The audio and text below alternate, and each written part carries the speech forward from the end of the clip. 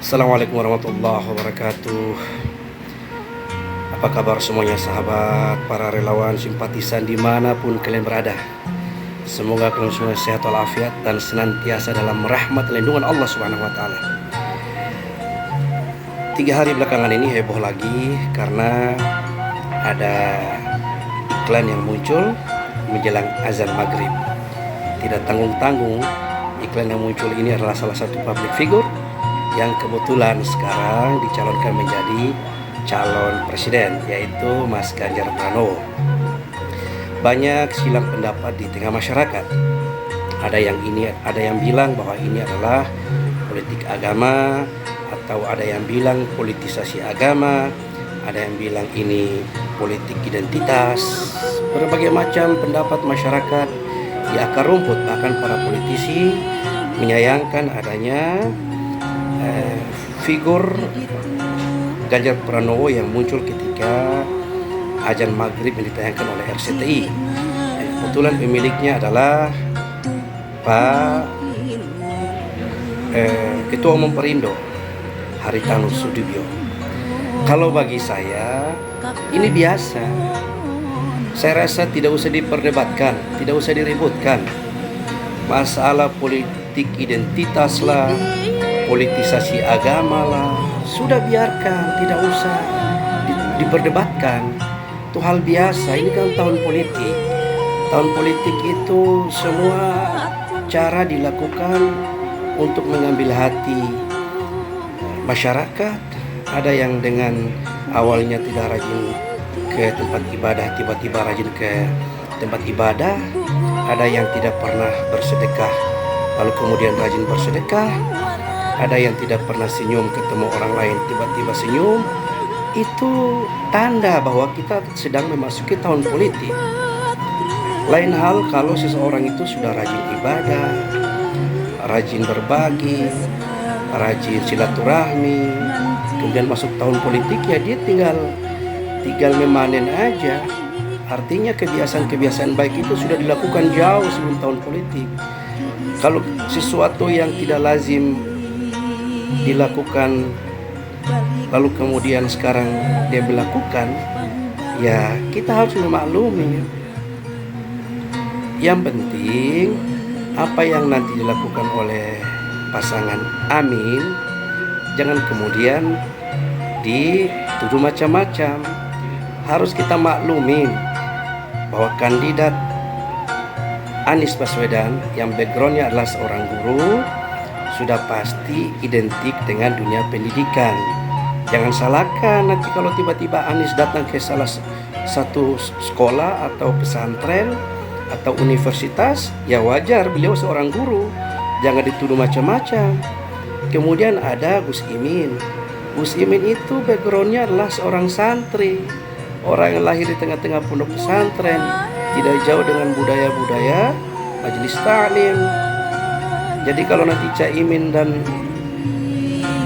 Mas Anies sowan ke pondok pesantren, datangi majelis taklim, datangi guru-guru, kiai, para habaib, ya harus dimaklumin. Kalau semuanya dijalankan dengan penuh keikhlasan, dengan hati yang bersih, saya rasa semuanya no problem. Cuma yang menjadi masalah adalah ketika lawan politik itu melakukan sesuatu yang dianggap mengancam eksistensi kandidat lain, dianggap berbahaya. Akhirnya menggunakan semua cara untuk melawan lawan politik yang dianggap tidak sejalan. Misalnya dilarang menggunakan tempat ibadah untuk kampanye,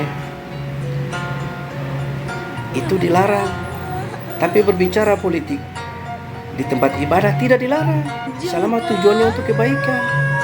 Mengajak orang untuk tidak golput di tempat ibadah boleh, tapi jangan menggunakan tempat ibadah untuk menyerang lawan-lawan politik, itu tidak boleh. Itu sama saja memprovokasi, akhirnya timbul pecah belah sesama umat. Jadi saya rasa apa yang dilakukan oleh Pak Ganjar Pranowo sah-sah saja, silakan saja. Meskipun selama ini pendukung Mas Ganjar selalu menjadikan agama sebagai senjata untuk melawan para lawan-lawan politik,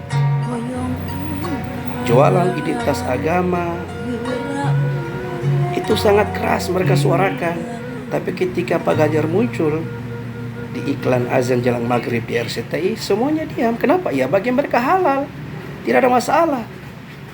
Bagi mereka selama itu menguntungkan mereka, tidak ada masalah. Bagaimana caranya kita sikapi ini? Biarkan saja. Tapi catatan, ketika nanti Mas Anies dan Gus Muhaimin melakukan hal-hal yang seperti ini, ya jangan dilarang.